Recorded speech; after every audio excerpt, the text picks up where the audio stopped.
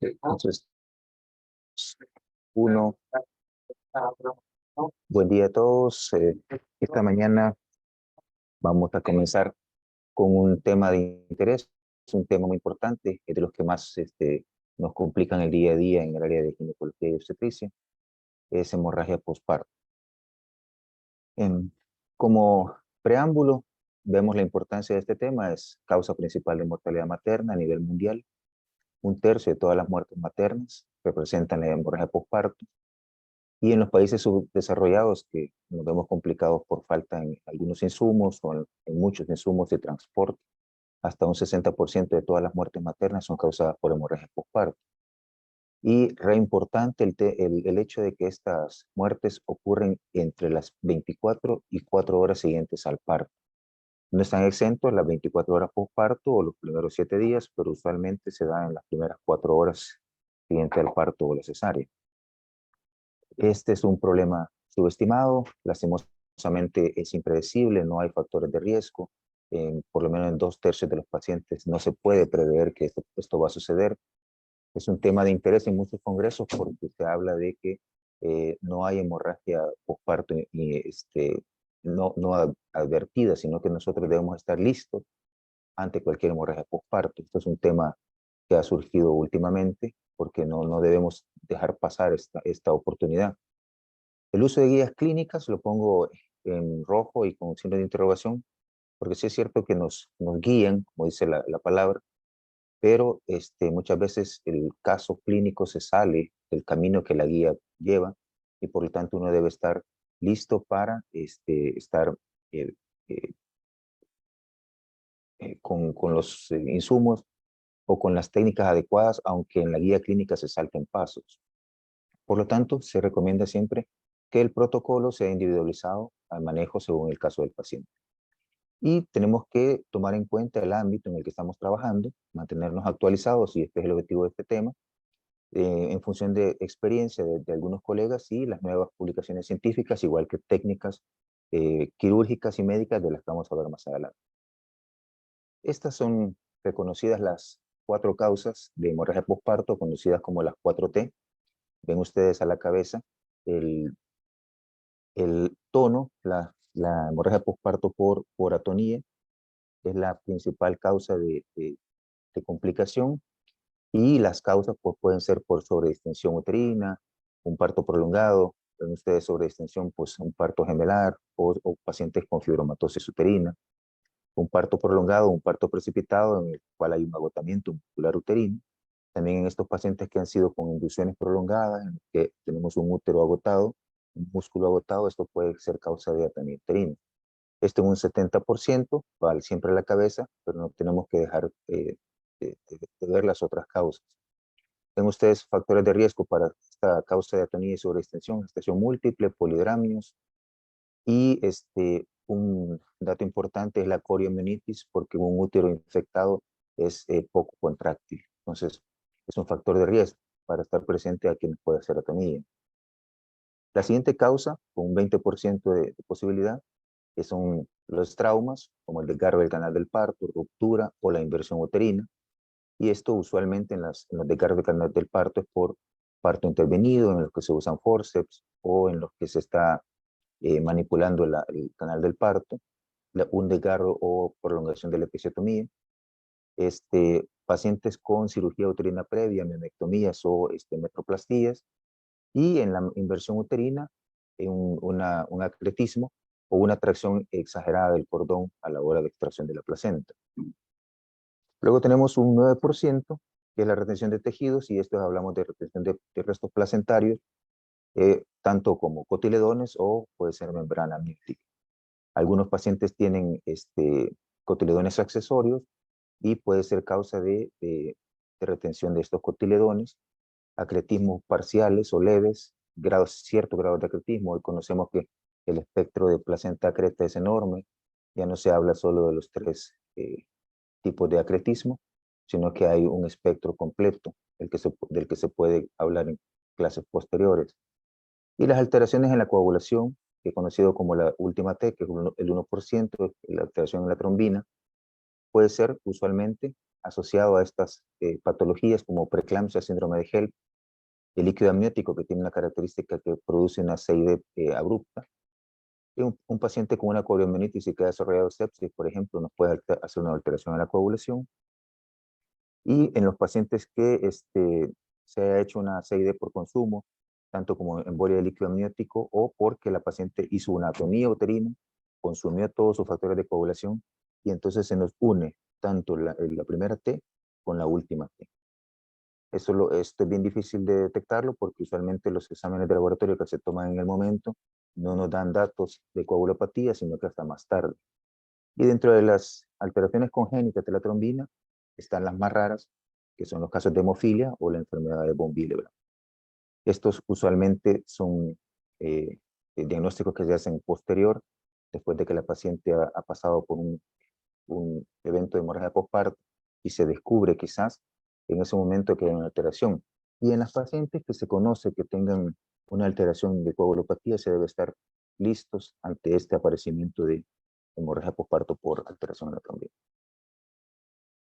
Para evitar, y como un método de profilaxis o prevención, se recomienda el MATEP, que es el manejo activo del tercer estadio del parto, y esto pues que consta de el uso de uterotónicos, específicamente oxitocina, un pensamiento temprano del cordón, que no es inmediatamente, sino que se considera que prácticamente un minuto o más, y hacer una tracción controlada a la hora de extracción de la placenta.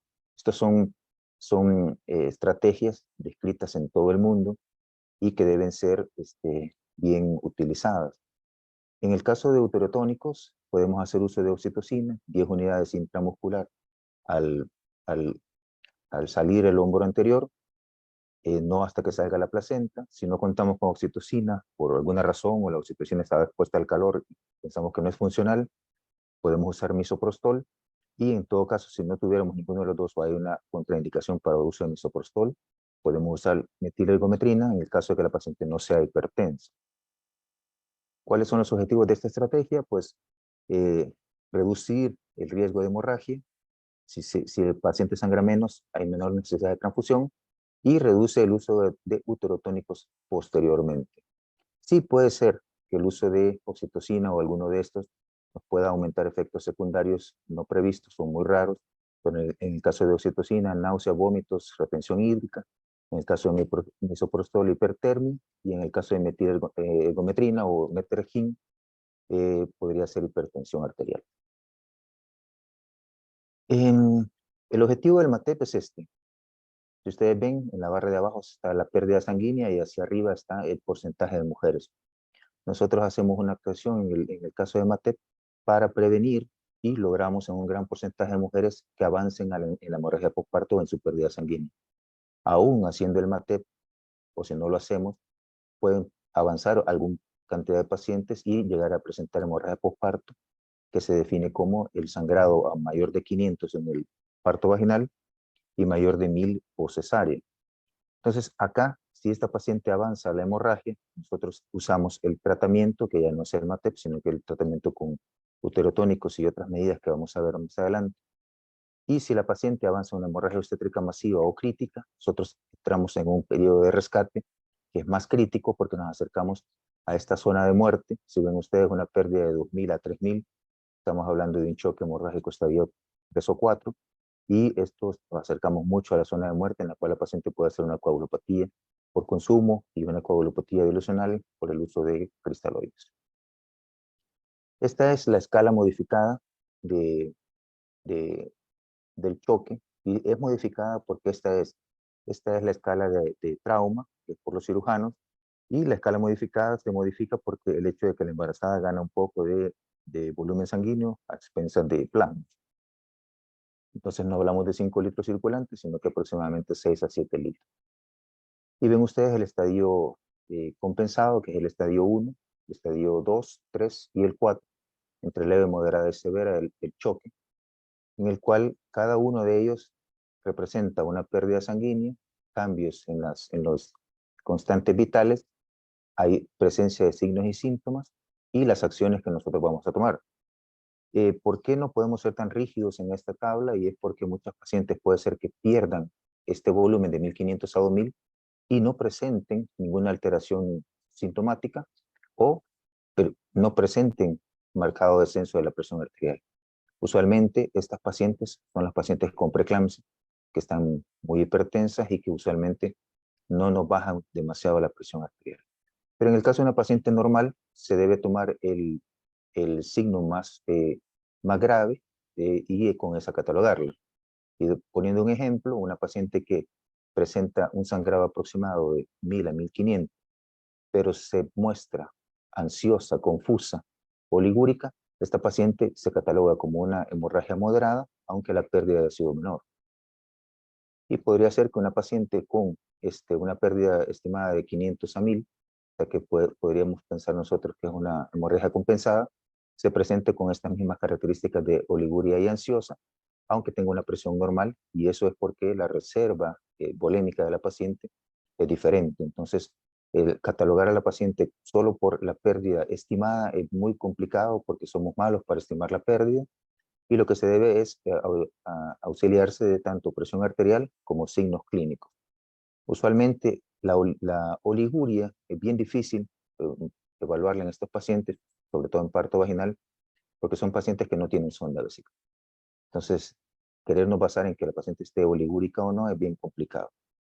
Y usualmente la paciente está con dolor por el trabajo de parto, está usualmente en una sala con aire acondicionado, por lo tanto la paciente se podría ver taquicárdica, ansiosa, confusa y no haber perdido mucha sangre. Entonces son un montón de datos que nosotros tenemos que tener mucha experiencia y unirlos todos para poder hacer una categorización del choque en el que estamos tratando. Ven ustedes, esta es la escala de trauma, y por eso es que ven el porcentaje de sangre, yo lo modifiqué, porque aquí hablamos de un 15% y 15% para una embarazada es aproximadamente 1000, considerando que tiene 6.5 litros. Y ven ustedes acá, igual ven la presión de pulso, que es otro valor que se le puede tomar en cuenta. El índice de choque, que no es nada más que la evaluación de la frecuencia cardíaca sobre la presión sistólica, y si el índice de choque está cercano a 1, nos está indicando que la paciente está en un choque severo y una alta posibilidad de transfusión. El problema de la estimación sanguínea es que somos malos para estimar. Incluso el personal médico que se entrena en cursos para estimar la pérdida sanguínea, ya sea en recipientes o ya sea por compresas, si no lo hace habitualmente, este entrenamiento se deteriora en menos de un año. Entonces, la estimación visual subestima hasta un 50% de la pérdida sanguínea, varía entre observador y eso dificulta poder decir que una pérdida es de 1000, 1500, 2000, y es mejor hacerlo por gravimetría, que no todos los lugares lo tienen, y esto simplemente es cuantificar en un recipiente que sea grabado con ml para ver que este líquido llene un recipiente y pueda decir que tenemos una pérdida de entre 1000 y 1500, pero en un recipiente cuantificando. Y el problema de estimar la cuantificación es que reduce el tratamiento. O sea, la cuantificación, entre peor la hagamos, el tratamiento es peor. Y entre mejor hagamos la cuantificación, el tratamiento es más acertado. Hay otras definiciones de hemorragia, como dijimos, y lo repetiré por fines de evaluación. La hemorragia postparto se considera mayor de 500 ml parto vaginal y mayor de 1000 en una cesárea. Esto, diferentes organizaciones la catalogan también como hemorragia obstétrica masiva cuando se pierde más de 1000 en 24 horas, fíjense, 2000 en 24 horas según Reino Unido, y por transfusión, si queremos hacer por cuánto sangre le hemos puesto, más de 5 unidades, o si ha tenido la necesidad de utilizar plasma fresco o plaquetas.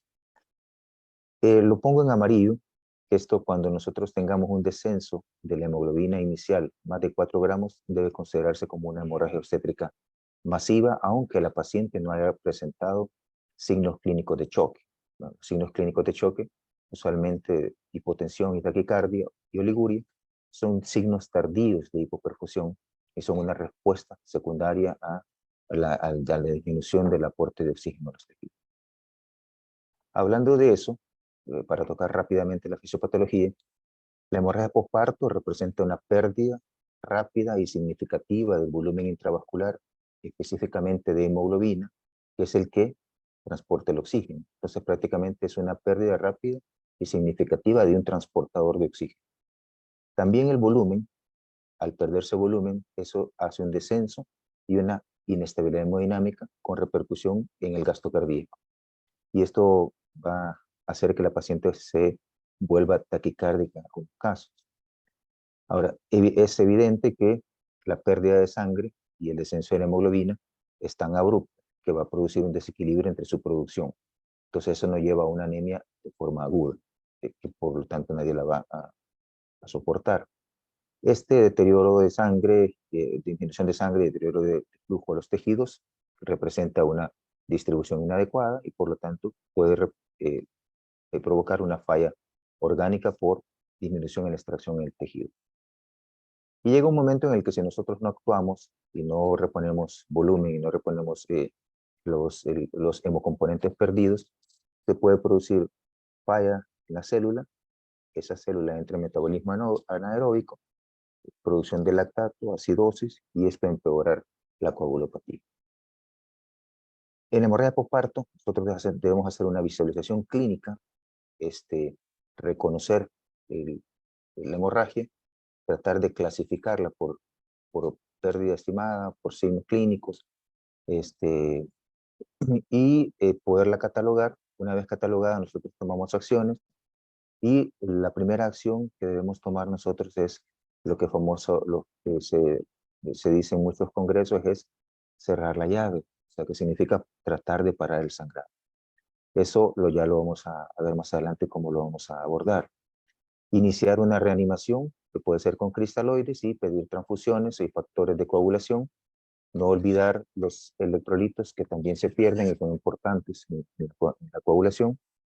Y reevaluar constantemente, tanto si la paciente cuánto sangró, cuánto sigue sangrando, los signos vitales y los test sanguíneos o los exámenes de laboratorio que hemos enviado urgentemente. En el objetivo de parar el sangrado, nos echamos a la mano inicialmente uterotónicos.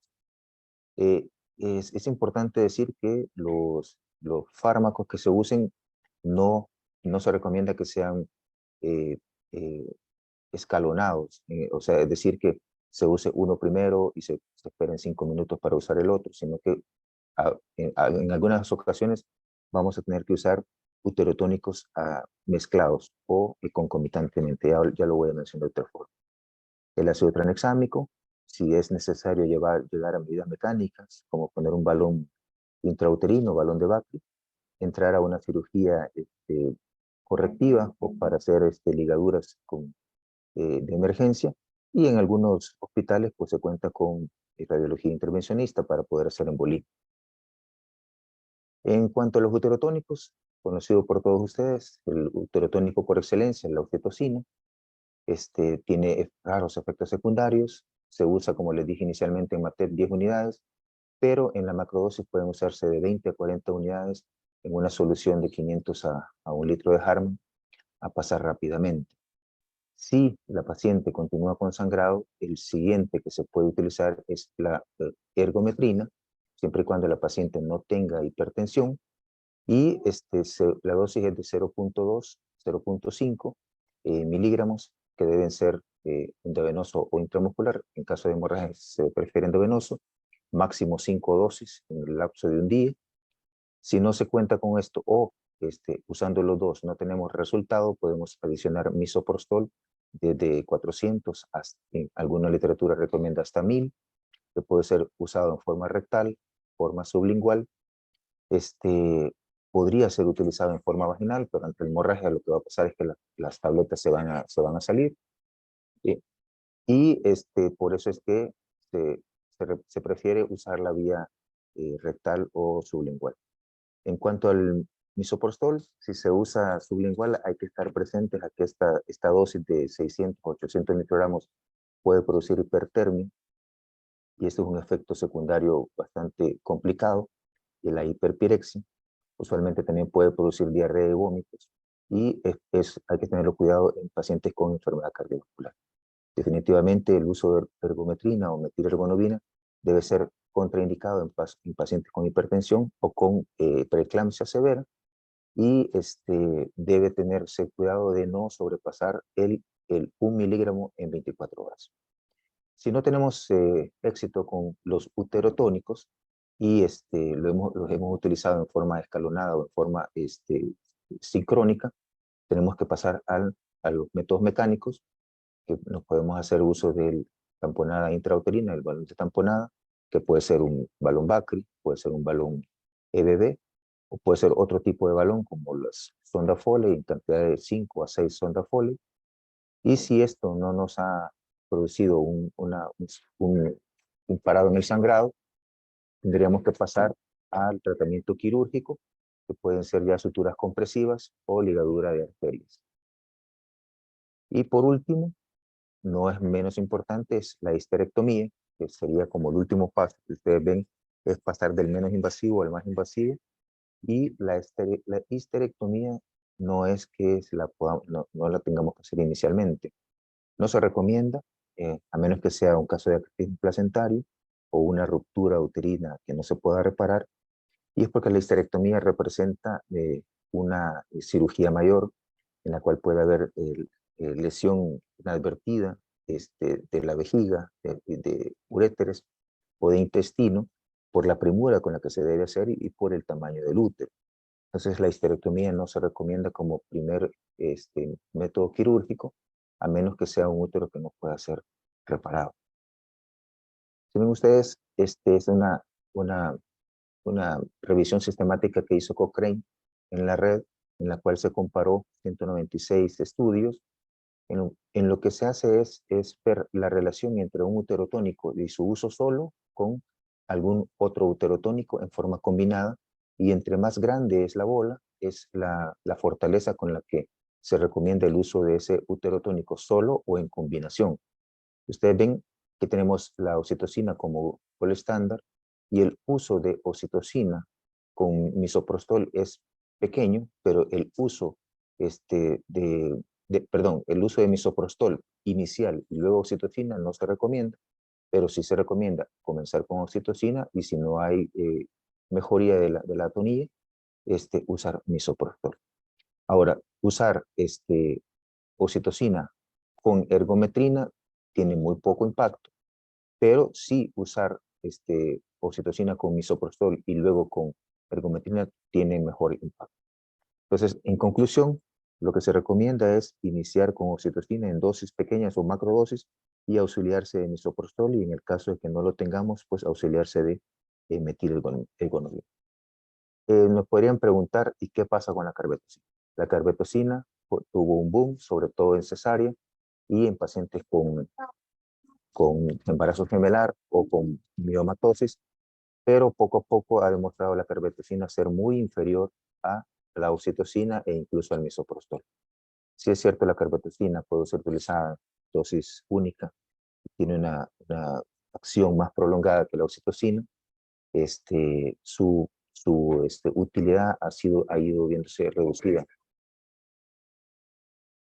ha ido siendo reducida en, en el tiempo, ¿verdad? Entonces, por eso es que se recomienda oxitocina con misoprostol. El ácido tranexámico, de 2017, la Organización Mundial de la Salud lo ha recomendado luego del estudio WOMAN, que se hizo con 20.000 pacientes, en los cuales se vio que adicionar a los heterotónicos un antifibrinolítico, como es el ácido tranexámico, en dosis de 10 a 15 miligramos por kilo, eso usualmente es 1 gramo, en los primeros 10 minutos, y tan pronto como las primeras 3 horas de presentada la hemorragia. Esto mejora, y en el estudio lo que hizo fue demostrar que reducía increíblemente la muerte materna por hemorragia. Por hemorragia. El ácido tranexámico no va a reducir la muerte por otras causas, pero sí por hemorragia. Y es importante recalcar que debe ser utilizado en las primeras 3 horas y no después. No se recomienda una segunda dosis 8 a 24 horas después, ni en infusión continua. Eso es bien importante recalcarlo porque el estudio Woman lo hizo de esa forma y es la forma en la cual se debe utilizar. ¿Por qué no? Lo voy a comentar y es porque pasadas 8 a 10 horas de la hemorragia, el estado protrombótico de la gestación y el posparto se activa y entonces la paciente entra en un estado protrombótico y si nosotros adicionamos ácido tranexámico 24 horas después, la estamos metiendo en riesgo de trombosis y no le estamos reduciendo el riesgo de hemorragia. El uso de ácido tranexámico como profiláctico en el parto, o sea, decir voy a usar ácido tranexámico para evitar la hemorragia, fue desaconsejado en un estudio en New England con 5.000 pacientes, lo demostró en el cual no se veía beneficiada a la paciente de usar ácido tranexámico como profiláctico, sino que solo como tratamiento de la hemorragia. Y lo que hay que hacer definitivamente es en la hemorragia postparto iniciar con cristaloides. Y es cierto que tradicionalmente lo que se hace es mejorar la pérdida de volumen con los cristaloides, que tenemos que nosotros pensar en lo que la paciente en la hemorragia lo que ha perdido es sangre, factores de coagulación y plaquetas. Por lo tanto, se debe evaluar la necesidad de usar transfusiones sanguíneas o de hemoderivados. Este concepto de resucitación hemostática se debe aplicar sobre todo en pacientes con hemorragias moderadas a severas, en los cuales el volumen perdido es alto, y si nosotros solo restauramos volumen con cristaloides, lo que estamos haciendo es una hemodilución de los componentes tanto de sangre, de glóbulos rojos, como de factores de coagulación. Entonces, metemos en un problema a la paciente que se llama coagulopatía dilucional. Entonces, el uso de la resucitación hemostática, también solo dependiendo de los exámenes tomados, no es recomendado porque esto va a depender de pruebas de laboratorio que llegan muy tarde o que usualmente no tienen ninguna alteración. Entonces es mejor estimar que la pérdida ha sido grande y poder decir nosotros vamos a utilizar sangre, plaquetas y plasma. Y este concepto de resucitación hemostática hace un uso con tope bajo, con un techo muy bajo de cristaloides, usualmente no más de 2 litros en la primera hora o en las primeras 2 horas, y luego usando los productos sanguíneos como principal solución. Debo dejar bien claro que el concepto de transfusiones o resucitación hemostática debe ser eh, relegado a las pacientes que han tenido una hemorragia moderada a severa, que es cuando nosotros debemos utilizar transfusiones. La mayoría de pacientes en las que la hemorragia postparto presenta un estadio compensado o un estadio leve, usualmente si nosotros paramos el sangrado, estas pacientes eh, reaccionan bien a la administración de cristaloides y podemos esperar un examen de laboratorio más adelante para poder definir si vamos a hacer necesaria la transfusión. Este es un esquema muy interesante en el cual ustedes ven cómo se va al centro, la bolita va creciendo y ese es el estimado de sangrado. Prácticamente es como esquematizar la mancha de sangre. Y ven ustedes las acciones en cuanto a cristaloides y hemoderivados vamos a tomar. Un ejemplo, la paciente en un parto vaginal sangró menos de 1000. Esta paciente probablemente se va a beneficiar con 1 a 2 litros de cristaloides, específicamente puede ser un Harman, solución salina, y con esto, si nosotros paramos el sangrado, a la paciente le va a ir bien. Y podemos esperar unos exámenes de control a ver si es necesario transfundir o no. Tengo que recordarles que si la paciente entra con anemia al parto, es un factor de riesgo.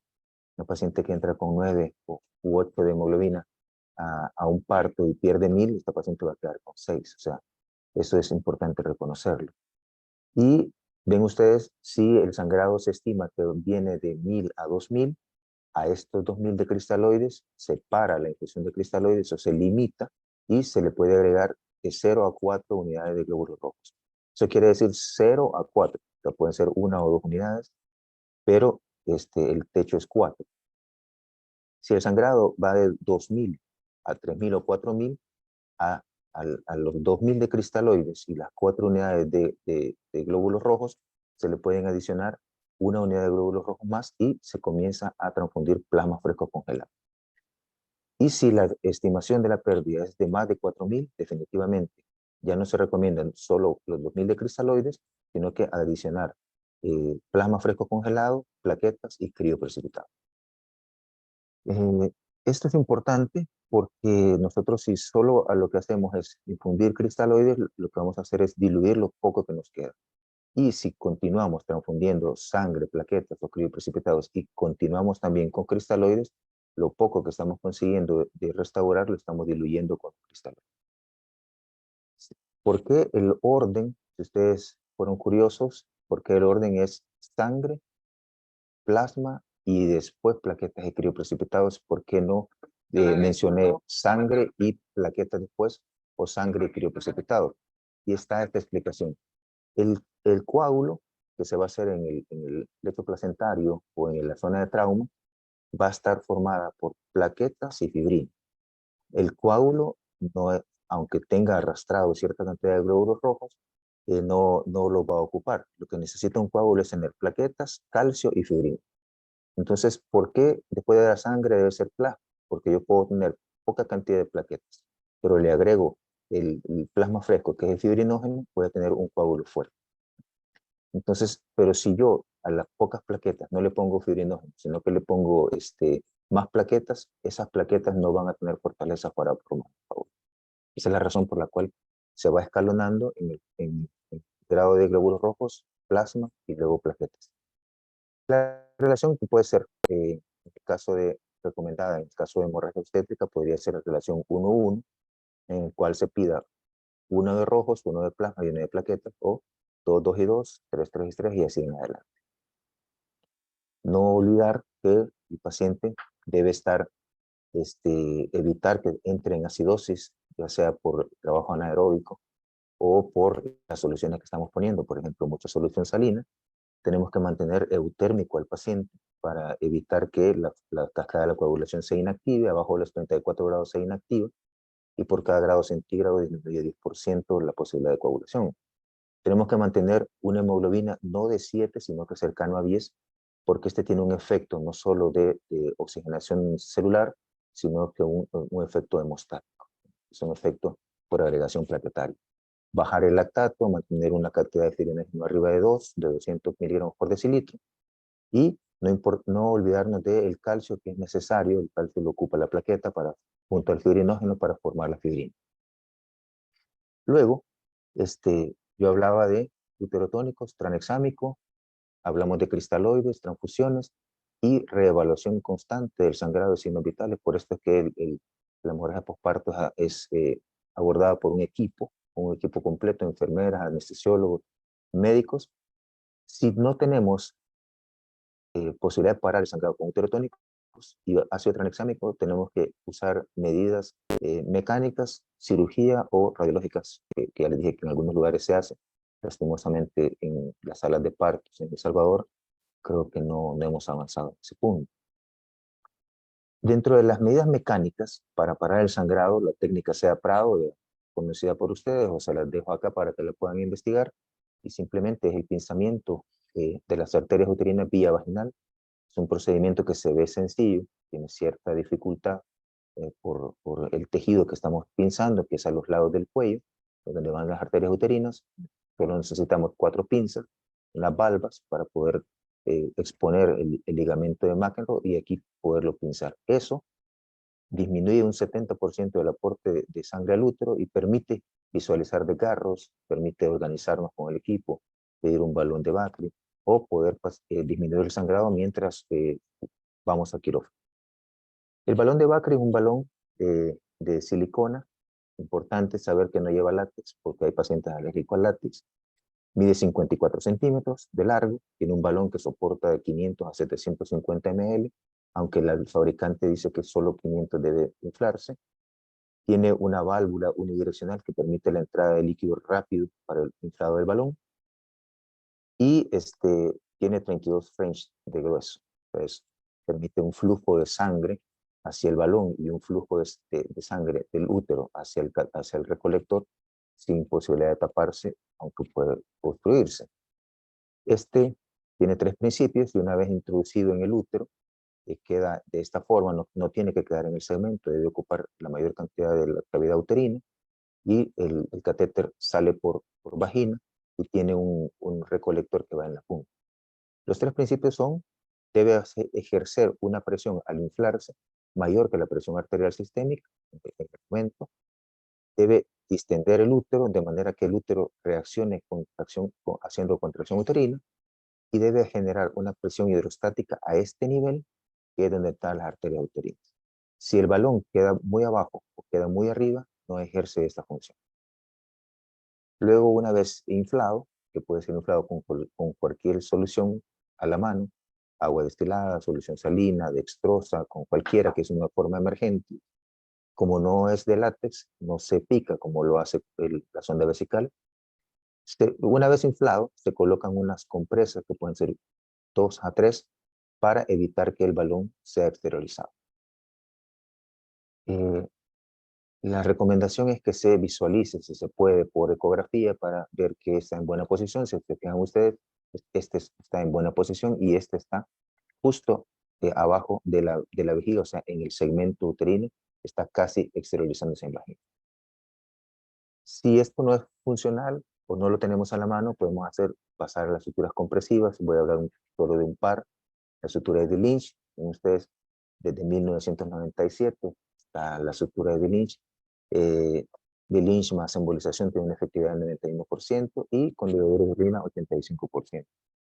Entonces, requiere cierta práctica, requiere cierta curva de aprendizaje. Si ven ustedes, una sutura que debe medir más de 90 centímetros, se recomienda ácido poliglicólico, con una introducción en la parte inferior de la histerotomía, salida por la parte superior, hacia un arco, hacia el fondo uterino, y luego se va hacia la parte posterior y vuelve a salir y se regresa a la parte anterior y sale por abajo de la histerotomía. Es un poquito complicado, se las dejo acá para que ustedes la puedan revisar. Es una sutura compresiva, la más utilizada. Dato importante: para hacer sutura de Lynch, usted tiene que haber hecho una histerotomía. Si usted no ha hecho una histerotomía, usted no puede hacer una sutura de Lynch porque no puede asegurar que la sutura no agarró la parte posterior del útero. Entonces, si así lo hiciéramos, podríamos hacer ablación de la salida y hacer un hematómetro posterior. Estos son prácticamente los pasos y cómo queda. Si ven ustedes, se exterioriza el útero, un útero atónico, se exterioriza, se trata de visualizar la parte de la histerotomía, hacemos una introducción por abajo de la histerotomía, salimos por esta parte superior de la histerotomía, nos vamos hacia el fondo, hacia atrás, y por el lado de atrás abordamos la parte posterior del útero, cerca del ligamento uterosacro, muy por arriba, hacemos un ancla de nuevo y nos vamos para adelante y volvemos a angular el útero y cerrar. Es importante reconocer que una vez hecho esto, lo que hemos hecho nosotros es angular la circulación uterina, pero probablemente los cuernos se van a sentir blandos. Eso no quiere decir que falla la técnica. Simplemente lo que se ha hecho con esta técnica es una compresión de la circulación para evitar el sangrado. Y de esta forma queda al final. Una vez hecho esto, pues se introduce a la cavidad y se cierra la cavidad. La técnica de Hyman es prácticamente lo mismo, solo sin histerotomía. Es prácticamente entrar por la cara anterior, darle la vuelta hacia el fondo uterino y salir por la cara posterior y hacer el nudo en la parte superior.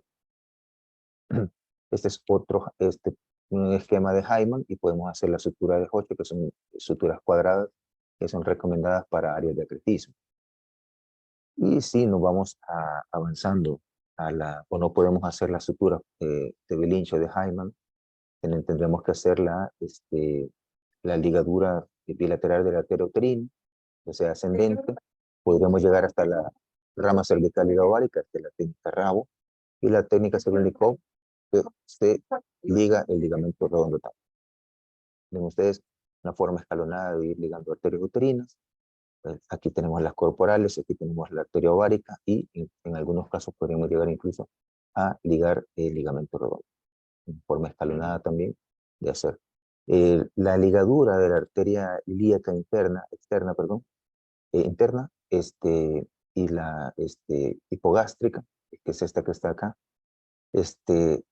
ya no se recomienda, no es porque no sea buena técnica, pero para poder llegar a abordar este vaso tendríamos que entrar al retroperitoneo y hay mucha cercanía con el uréter, y si no estamos entrenados podríamos incluso ligar la arteria ilíaca externa y eso se consideraría un error grave. Ven ustedes la eficacia de los tratamientos intervencionistas, eficacia en la tonioterina, Balón-Bacri, 87%, la sutura de compresión el 91%, todo lo que esto implica que tenemos mayor experiencia y tenemos que hacer suturas en el útero que pueden sangrar, la ligadura sola de las arterias hasta un 90%, la embolización arterial tiene una eficacia del 90%, y si todos estos pues no nos han dado resultado o no hay alguno de estos, no lo podemos hacer, vamos a tener que terminar en una histerectomía. Entonces, como para ir terminando, lo que tenemos que nosotros siempre es medir. Nuestras mediciones las debemos de interpretar para poder actuar y cada una de ellas reevaluarlas para ver si regresamos a una o avanzamos en la otra.